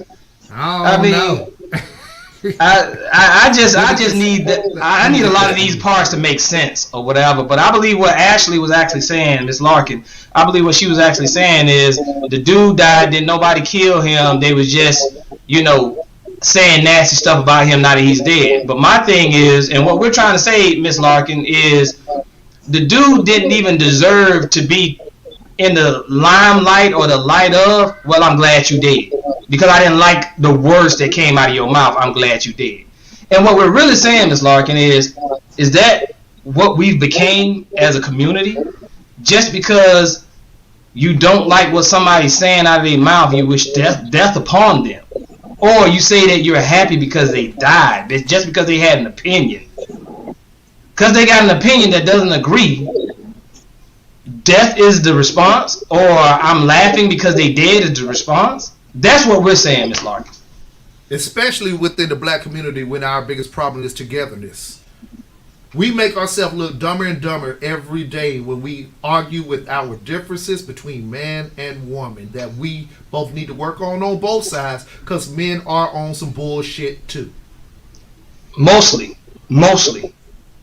I agree. Mostly. Okay, Ashley Larkin, but that's the opinion if we respecting opinions. You're right, but look, I'm sure sooner or later, one day, we all going to put a post up about somebody in our family, somebody we love, and they're no longer here. Lord, pray for me. I done lost my Aunt Tukey. And then everybody come and drag Aunt Tukey because maybe they just didn't agree with Aunt Tukey. See, it has a different spin when it's you up under that moment. You know what I'm saying? Yeah. You're going to feel attacked. Yeah. You're going to feel like, whoa. You don't need to come at me, Aunt Tukey, like that. Yeah, Aunt Tukey might have had a drinking problem. Whatever, she might have been, you know what I'm saying? Like, in that moment, you're just asking for empathy for this moment. Because just like we all have those, let me tell you, man, my daddy passed, I didn't post nothing about it. Because I felt like, nobody really going to care. 6 months before that, my brother passed. I didn't post nothing about it. Because I feel like nobody really going to care. So if we're looking for empathy when we reach out to outlets with people, you're gonna want that in return. I think you should give that same bit of concern when that moment comes when you're gonna want it. If that's what you want. I'm just saying this: be what you want. Be what you want. Yeah. If you're going to say that, fuck them, I ain't gonna respect them, and you don't know shit about them, whatever. You would want people to blindly disrespect you. That's all I'm saying personally. I'm saying if you want to be respected, you give it a little respect. Give it a little respect. It's not a hard thing. It's not a hard thing to do. It's not a hard thing to be a better person. It's not a hard thing in the sense of why would anybody just say, okay, I'm shitting on you. What? I'm sure my dad is gonna be. Hey, from ear to ear. What she say? Put it back up. Put it back up. She said, I'm sure if I die tomorrow, it's gonna be one big smiling from ear to ear. It is what it is. I think I might know who she is, but anyway. Well, I salute the hell out of that statement. You know, but it is what it is. But it doesn't make it right. It doesn't make it right. It makes it what it is. And I agree with you on that, Miss Larkin. It is what it is. I agree with her totally. Because all the people that's wishing me death and upset because of shit that I said, you can put a trap door in my coffin or whatever so people can get up under there and kiss my ass. That's just how much I care. She said, yeah, I know who we talking about. You know that bitch. She didn't say you know who we talking about. She said you know that bitch. You know that bitch. That's terrible. Why she gotta be a bitch? Why she gotta be a bitch? Opinion. Yeah. Yeah. Lord, see, I be trying to be the good guy in 2022. Because I'm trying not to laugh at this whole moment. It's starting to get dark in the studio around here now. Hold on. Yeah. Darkness, everybody. Darkness. All right, so once again, we just gonna go ahead and chime out, man. Rest in peace, Kevin Samuels. He is just a man. He was a family man. I think his whole intent was to do good within the community. I think he was just dialing back to a previous day and age based off our once upon a time upbringing to say this was the man's position, this is the woman's position, and if you want this man to be a old school type of man, you have to kind of bring some things back and be that same type of woman. Now, it's cool for you to be a modern woman. That's great. You know what I'm saying? Woman liberation movement put women in position to be actually in the same position or better than men. Cool. But if you're going to change your view, you're going to have to change everything around. And I think he was saying that if you want this, you have to dial it back and change some things as well. And I don't think that that's a bad thing. His delivery was what it was. But nonetheless, he didn't physically harm anybody. He didn't purposely give harm. And that's what we look for, everybody to be that type of person. So before we get out of here, man, we're going to talk about some heavy news shit. We've been hot in the news lately. Markel, you want to cover this part? Want to lead into this part, brother? We talking about this super indictment that happened with these gang members? Yes. Young Thug. All right. Let's go. I'm going to just give y'all the basics since we just doing the guerrilla style today. Yeah. So recently, Atlanta police cracked down, or joint task force cracked down on some gang activity. Apparently there's a street gang, the YSL, street gang. Yep. Yes. I thought that stood for Yves Saint Laurent, but apparently it stands for something else. And apparently these people involved in this gang have done a lot of different things that have gone against RICO statutes, which means there is an ongoing organized criminal element that has taken place over an extended period of time. Well, this probably wouldn't be that big of a deal, because they've been cracking down on street gangs since we was kids. But some people's famous rappers, and I do iterate some people's famous rappers, are involved with these situations. Now, it's not like we haven't heard this in the music and everybody claiming blood and everybody claiming Crip. But this YSL gang, they have members that are notable in the hip hop community. Can we call it the hip hop community, Darwin? Yeah, we'll call it the new age rap. The rap world. Let's call it the rap world. The new age rap world, yeah. One of them being this guy, Young Thug, right? It is Young Thug because there's a lot of Youngs out there. Yes. It's Young Thug, okay, and Young Gunner or just Gunner because it could be Young Gunner. It's Gunner. It used to go by Young Gunner. He goes by Markel sounds like somebody's uncle. I know. My hair too right now. But apparently they were involved in some definitely some terrible activity dealing with gun charges and murder and extortion and things of that nature. I can go ahead and I can read through that article for you so that we can talk a little bit about this. Okay. Young Thug was arrested Monday afternoon in Georgia on gang-related charges, according to online jail records. The Go Crazy rapper, legal name Jeffrey Lamar Williams, is accused of conspiracy to violate the Racketeer Influence and Corrupt Organizations, the RICO. So if y'all know anything about RICO, this is what they get the mobsters on. They get all the people that were allegedly tied to Italian crime mafia families. Mm-hmm. But that's where the RICO statute came from. Mm-hmm. So the RICO Act and participation in criminal street gang activity, according to the AJC. The RICO Act charge comes from the last offense committed in January 2013, while the gang activity charge is from an alleged May 2018 incident. The police also hit Young Thug with additional charges following a May 9th raid of his Buckhead, Georgia home, the Fulton County Jail records revealed.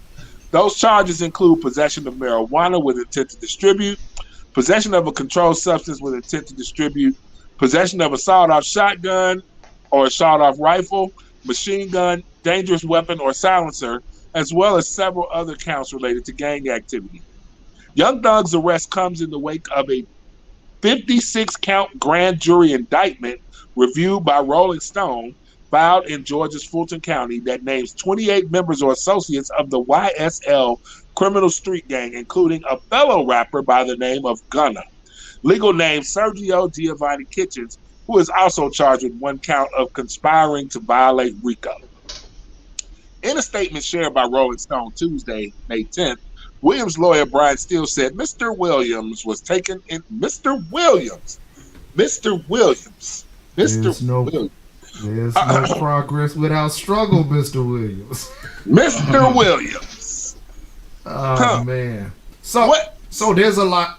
Go ahead. There's a lot going on. Go ahead, sir. There's a lot behind the scenes of that I didn't mention. There was attempted murder attempts on other members within the community of the hip hop community. We won't go into that because all that is alleged type talking. But the whole thing is, let's just talk about this crime in Atlanta and how it has influenced hip hop, our kids, and what I've been seeing a lot of: free Young Gunner, free slime, free Young Gunner. And I thought we was at a point that we wanted the criminals arrested. What happened?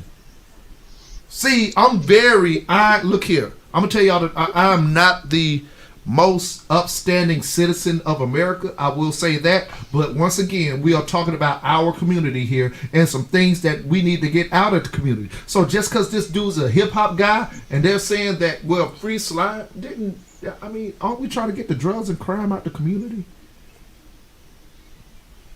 I thought that, because somebody said went back and forth because I put a post up about, y'all acting like y'all shocked that a rapper that glorifies and lives and embodies the thug life and the crime life, and y'all shocked or y'all got a problem with him being arrested.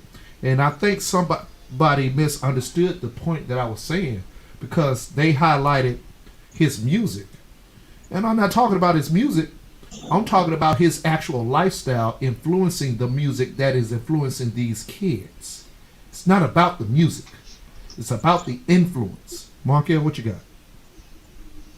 I mean, it's all right. It's not like we haven't, throughout our history of dealing with hip hop and artists and things of that nature. It's not like we haven't glorified this culture of violence or this culture of gangs or this culture of doing things, to make ourselves look, tougher, look better, look stronger, look like, we ain't about that. We're about that life and stuff like that.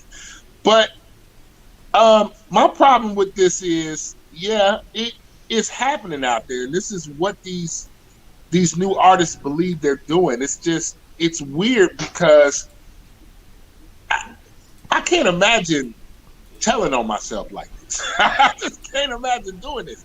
Everything that he said that he's out there doing, the police basically just used it as the playbook. It was like, I'm selling drugs? Okay, yeah, all right. You said what? You killed who?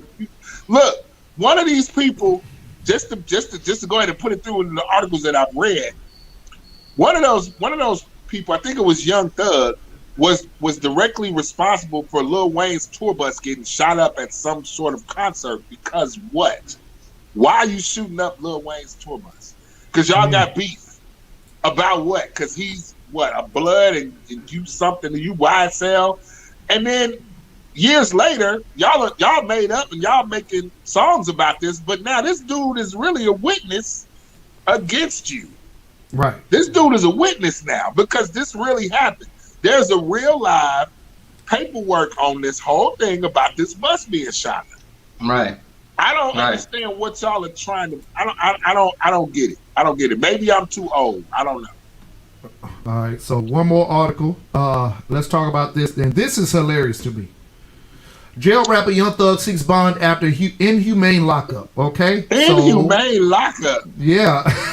Attorneys for Young Thug, who was arrested this week under an indictment accusing him of co-founding a violent street gang, filed an emergency motion Friday seeking bond for the Atlanta rapper, calling his confinement inhumane. The performer, whose real name is Jeffrey Lamar Williams, was arrested Monday at his Atlanta home. He is one of 28 people indicted in Georgia Fulton County, racketeering charges. Prosecutors say that the gang committed multiple murders and shootings over roughly a decade. So this is more about drugs. There is actual murders going on behind this. The Atlanta reported that the bond motion was filed on Friday. Young Thug's lawyer, Brian Steele, said that his client has spent the past 4 days in isolation, as if he is a forgotten person alone in the world. According to that and other local news outlets reports. Alone in the world. The motion seeks better conditions and contends that overhead light is kept on 24 hours a day, preventing Williams from sleeping. The newspaper reported Williams' attorney also said that he is being served inedible food and hasn't been given the opportunity to exercise, shower, interact with anyone other than his lawyers. So how we feel about that? Tyrone. Well, I think we all are using the term artist very loosely. That's the only of that. And I'm being real, man. You know, I'm a musician that learned music and how to play music. And I mean, so I can be a little Prince biased, because I mean, if you ever looked at anything that Prince said critiquingly about different musicians or whatever, he was very, very stern with the idea: do you know music? Do you even know notes? Do you even know chords progressions and stuff like that? So I will say that the environment that we're living in, that I see, is not about even your catalog. It's not even about that anymore. It's about what you're putting out lately. So I would have to say that as far as everything go, number one, these people to me are gang members. I don't call them artists. I call them gang members. You just so have to be a gang member that a lot of people know. So that being said, you pay for music to be made, and you rap over it. So that also being said, you rap about anything that you want to rap about, but you rap about indictable things that are in your life to prove to somebody else that you don't know that you're tough enough for them to buy your song. And then you're rapping about you're tough enough, but the representation on your end is going to complain about a stint of 4 damn days without no communication with the rest of the cellmates. Inhumane. As if what you're doing to the rest of the community isn't inhumane. Go ahead. I just don't understand what tough is no more then. I really don't. I don't understand what badass is anymore. I really don't, because this sounds like a brittle soul. Candace Stoudemire. So he ain't ever been to jail? Mark, Here's my thing. He didn't watch no jail shows. Like, don't he know what happens in jail? I mean, everybody saw Power. I thought we all saw Power. I mean, look. At the bottom line, here's what I know. I know for 4 days I've been able to go outside and come back in the house and turn the lights on and off and get some sleep and talk to my housemates, and I've been able to do all that because I'm not doing shit that's gonna send me to motherfucking jail. Right. But you know what? I do have a devil's advocate thought about that, Markel, and that is, you know what's crazy, Mark? The legal system we have right now don't have any RICO charges on the KKK. No, That's a good question. And hold on, let me answer that.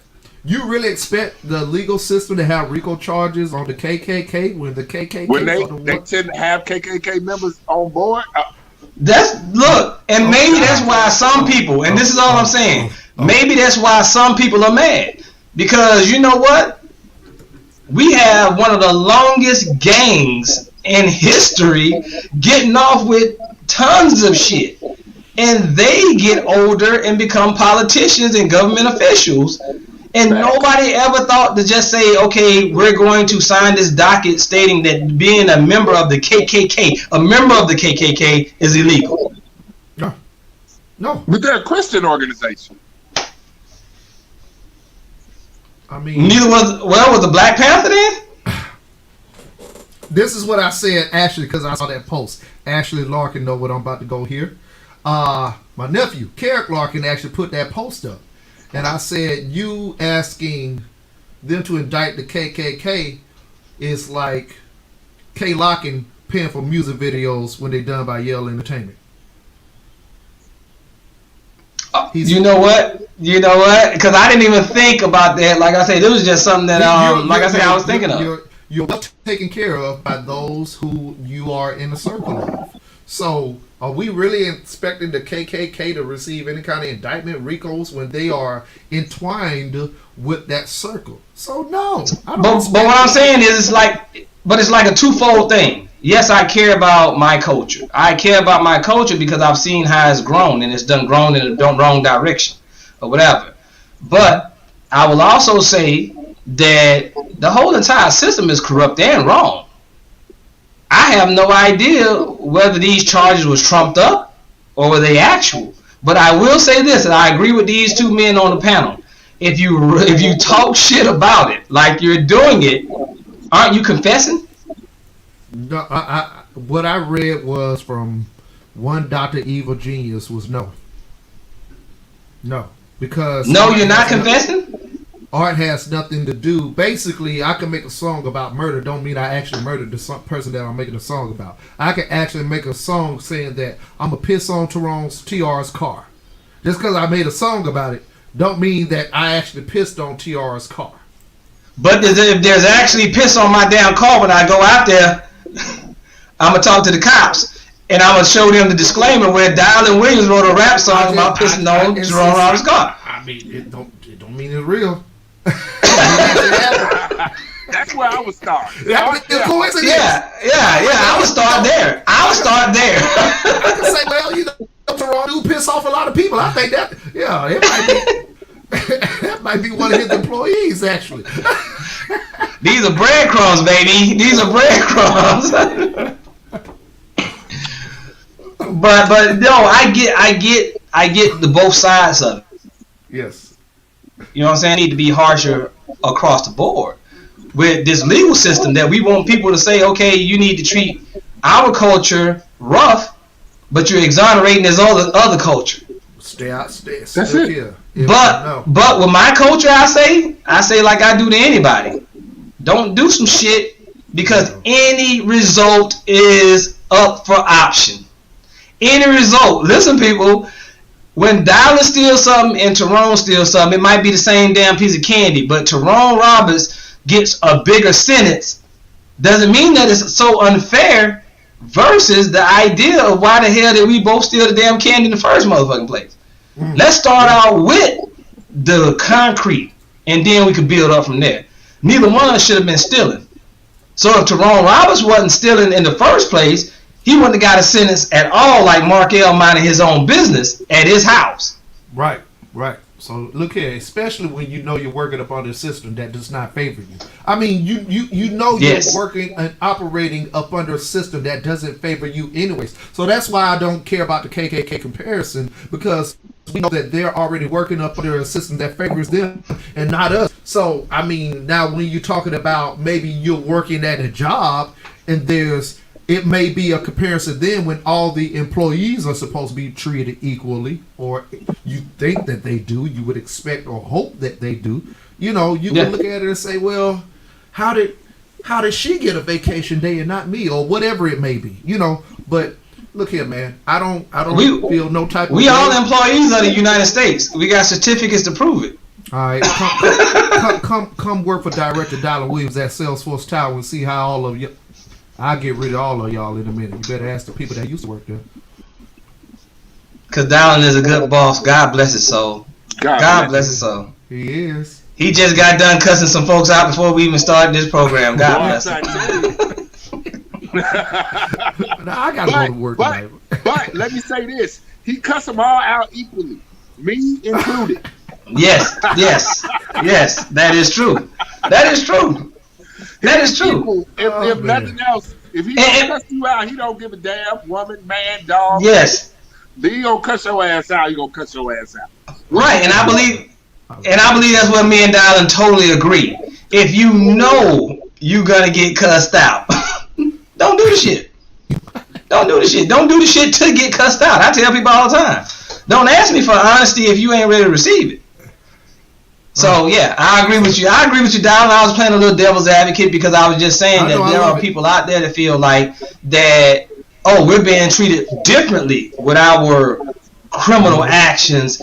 We are. Our girl Spicy leads with that. We're getting treated differently. Our young black men are getting treated differently with the criminal things that they do. But I'm all the way back up on why the fuck they doing criminal shit in the first damn place. 10-4. That's where I'm at. Why?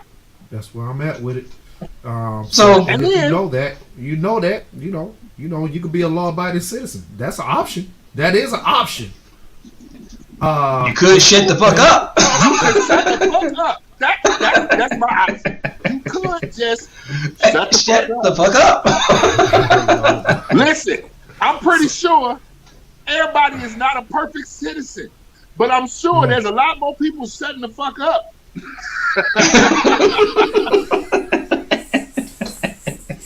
You could just shut the fuck up. You could. That's always a possibility. People do not get it. Shut the fuck up sometimes. Shut the fuck up.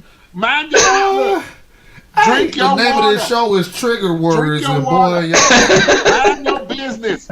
Shut the fuck up. Listen, hey, man. I grew up, I came from that generation. My mom and them used to say it all the time. If you do something bad out in the street, shut the fuck up. Come home first. Let's talk. In the house. We can ultimately figure out how the best way we can handle this. But the first thing is shut the fuck up. Oh, let me handle this. Let me handle this. Miss Ashley Larkin. You think they just have, okay, we'll go back to, but why do you really think they are doing criminal things? Miss Larkin, let's talk about grown. And I think that everybody know where I'm going with this. The reasons don't necessarily justify the end result. And here's the thing. If I go out there and I steal bread for my daughters because my daughters are hungry and I need to feed them, or my son, and I need to feed them, guess what? The consequences are me going to jail, whether I think it's a great idea or a bad idea. Because why? Because stealing is illegal. Am I going to do it anyway? Me personally, if you ask me, my kids got to eat. I don't give a shit about you when it comes to my household. I go rob your household to feed my household, but they actually got to be starving. It ain't about making a rap song. It ain't about rapping about, hey, did y'all know that I went out and stole from my damn neighbors because I felt like stealing to write this rap song? Then I'm a fool. But if I actually go out with the intent that I gotta survive, ain't no telling what I would do. But that doesn't necessarily exonerate you. Now, let me respond to the part about do you think that they have a passion for crime? I do know, and I've had some history of knowing that it can be a bit of an adrenaline rush getting away with things. I know it to be true, you know. Or, you know, once you do your first little gig, and keep in mind, we talk about some people that's lost here, Ashley, you know, who don't know rights from wrongs, or you would expect that they do know right from wrong, but when you got that bad, that negative influence, okay? That negative influence tell you, yeah, little nigga, go do this. And then once you go do that devilish deed or whatever, you come back to the crib, and then they propping you up like you done did some outstanding thing. So maybe it's not necessarily the passion for it, more so than being endorsed to do it. Mm-hmm. Keep in mind, no leadership and no guidance. That's what I take most gang members as. Somebody has not given the proper guidance and leadership to this young man and women to say this is wrong for right for wrong. Although you've been told that, but when you got so many people telling you this other side right here, you got this one person who you might have grown up around, the uncle, telling you, you know you ain't supposed to be doing that, young nigga. But you got all these other people over here saying, yeah, ride with us to go do this. From time to time, that's going to overpower and supersede the one or maybe two people telling you the right from wrong. So maybe it's all just influence more so than passion behind it. It's all influence for the most part, in my opinion. Sometimes we just gotta stop caring too. We gotta stop caring about Young Thug and trying to understand why he did what he did. He did what he did. And I think sometimes sugarcoating the idea of trying to understand your fuckery will exonerate you in your own head. And it doesn't exonerate you because you still got to pay for that crime. You still got to pay for your punishment. You know, you still got to do these things regardless. So my biggest thing is, as a society, and I may be looked at differently, but you got to follow what I say, and in time I guarantee you it'll make sense. Sometimes you just can't give a fuck that somebody getting punished. Sometimes you just got to look at a kid in the damn store, know that they done took something off the shelf and done tore something up at somebody else's convenience because they had some kind of convenience store, and they get their ass whooped. Everybody wanted to be compassionate and say, oh, you shouldn't have whooped that child ass. Me? I'm over here smiling. And I'm looking at that child and saying to myself, life lesson, baby. Life lesson. And I'm saying, better get your ass whooped now to get locked up later. Right. FDK Inc. on recruiting over here, man. FDK Inc. Oh, no. Right. Sometimes I can't give a shit about your tears because I know, as compassionate to the idea that I don't want to see no child cry, sometimes them tears might be lessons. And hopefully, since circling back around to this topic, hopefully this is a lesson for all these people that's involved.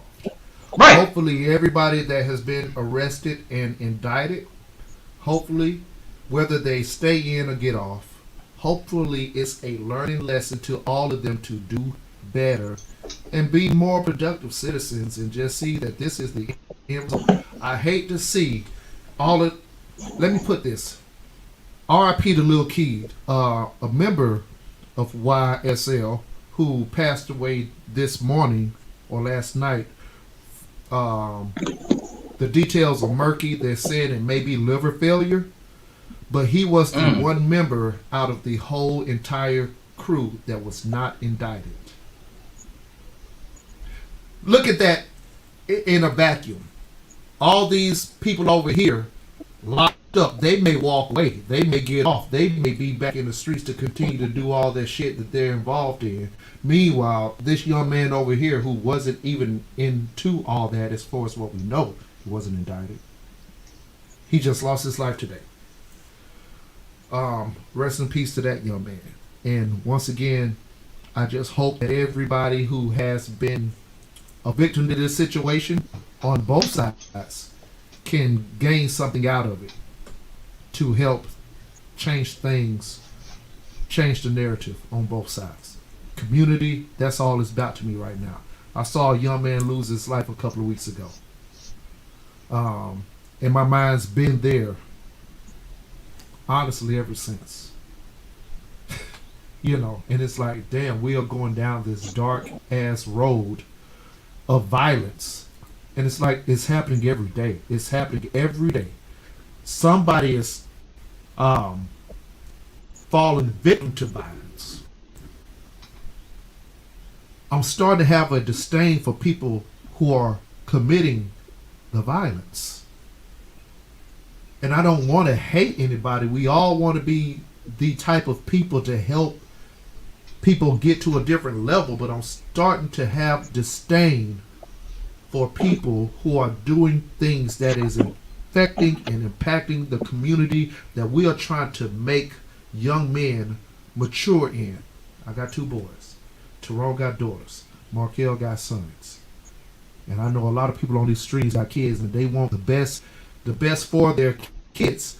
But in order for that to happen, they have to be in a certain environment, inside the house and outside the house.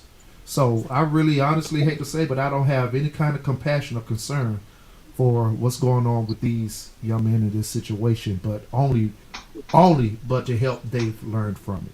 Y'all got anything, boys?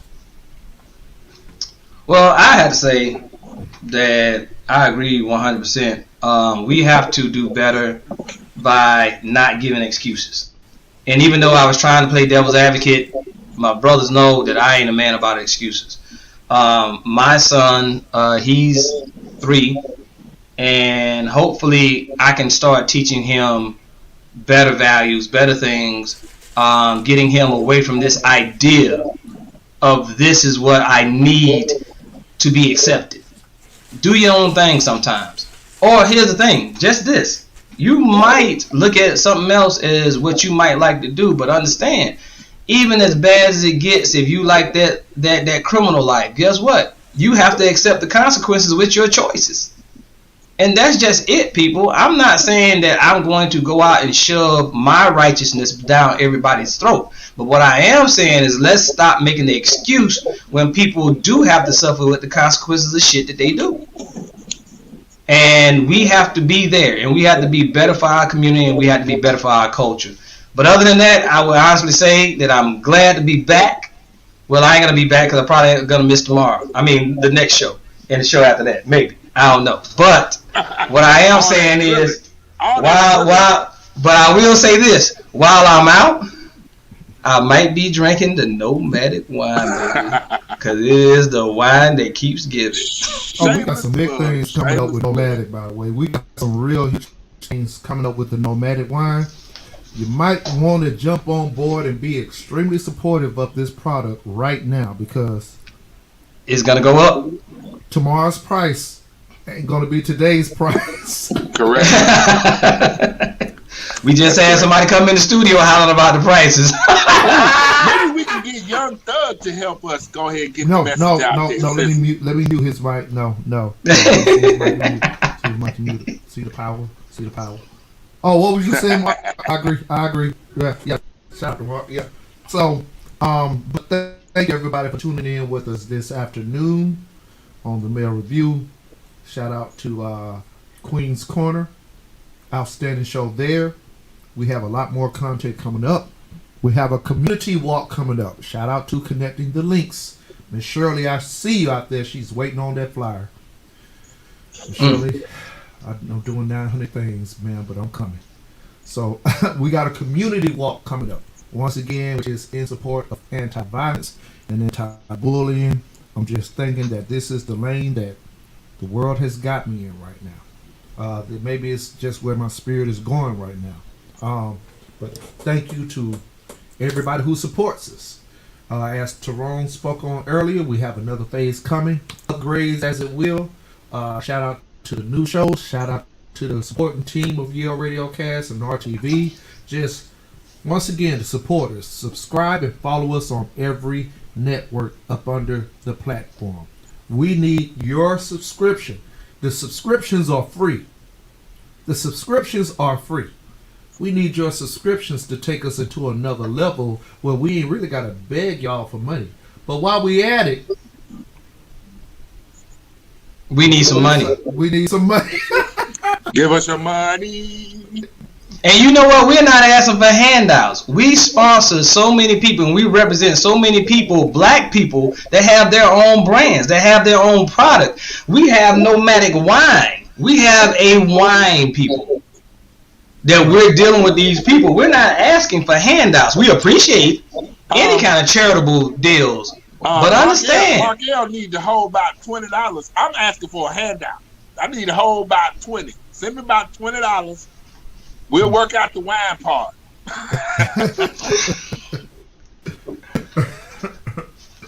But even if you don't want to give a charitable donation, which we would appreciate, we definitely say, look at our products, people. Look at the stuff that we're trying to do, and then you can't say that you support the black culture, the black community, or whatever the case may be, and not look at any one of our broad range of products and not say to yourself that you could at least help out with this gentleman or that gentleman or this person or that person. Because indirectly, it helps that community. And when you're helping your community, you're helping yourself. Let's just be honest. Oh, there go Miss Shirley right there. Shout out to Miss Shirley. That's what I'm talking about. That's what I'm talking about. Yeah. Hey, we love you know what? Shirley. She is. Go ahead. You know what? Since she's doing the Cash App, everybody that starts doing the Cash App us, we will give them a little bio piece on the end of our shows. What about that, fellas? To show our appreciation. That sounds good. That sounds right. Because this lady is doing tremendous things. Let me tell you, she does that part. She does that anti-violence. She does so many things that Dowlin's involved with or whatever. And I'm telling you that if you don't support what this lady's doing, then you don't want to help your community. You just don't want to. And it's from the heart. It's from the heart. I've seen this lady put this thing together for 10 years and it's coming out of her pocket, you know, making just putting this together. Once again, I appreciate being a part of it, you know. And I told she was out there watching me. Can I say she was out there watching? I'm glad she heard that part about the Cash App though. Yes. Yes. But we got you, Miss Shirley, and once again the flyer will be coming soon and with all the information. So everybody on this stream, follow us and subscribe to all the networks so you could come out to these events, because we just didn't start with the once a year connecting the links at Welcome All Park. We got other stuff coming up. We got the walk coming up. I know we do the stuff for school. I know we do the stuff for Halloween. And the more y'all see me, the more I'm involved with it. I appreciate it. As we need to change the narrative within our community. We could talk about the crime, and we could talk about the relationships between men and women, which is what we was talking about with Mr. Kevin Samuels. In spite of the delivery, we need to start understanding each other and work towards the differences and say, okay, I get, once again, where you're coming from. Maybe these are some changes that I need to make, that we all need to make. We need to fix it, y'all. Darling, do we need to put the Cash App up there, or are we going to get a Cash App to post? I put it in the group chat, but I'll go ahead and put it on the stream. I sure will. Go ahead, Markel. Hey, all I'm going to say is thank y'all for joining us again on a fine Saturday. Thank you for tuning in to the Male Review again, the flagship show of Yale's Radiocast. Thank you for kicking it with the League of Extraordinary Gentlemen. One message I do want to leave y'all with: if you're doing illegal activity, shut the fuck up. Shut the fuck up. You could. Just shut the fuck up. As always, y'all, there's the Cash App, $YaleRadiocast.com. Yale Radiocast. $Yale Radiocast. Thank y'all for tuning in on this fine Saturday. Thank y'all for joining us. And as always, our motto is get the business. And shut the fuck up. You could. I apologize for these boys. I brought them on. I love them. We appreciate it. Holla at y'all, man. Yeah. Radio Cast.